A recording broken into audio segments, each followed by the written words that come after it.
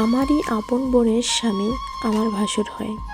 আমার ভাসুর আমার প্রতি কুনজর দেয় এবং একই বাড়িতে থাকে, কিন্তু বোনের কথা ভেবে কিছুই বলতে পারি না। কি করব?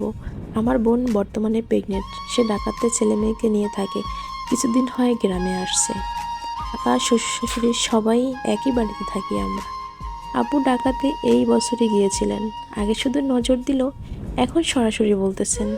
এখন আমি কি করব? আমার স্বামীকে বলবো নাকি কি করব? কিছুই বুঝতেছি না। আমি খুব ভয় পাচ্ছি। আমার বোন খুব সেনসিটিভ, অনেক সহজ সরল, অনেক কষ্ট পাবে শুনলে। আর আমার স্বামী তার ভাইয়ের সাথে সম্পর্ক নষ্ট হবে, এই ভেবে আমি কিছুই বলতে পারতেছি না। এই বছরে সবাই বাড়িতে আসছে, এখন তো সরাসরি বলতেছে। আমি খুবই ভয় পাচ্ছি, আনইজি ফিল করতেছি।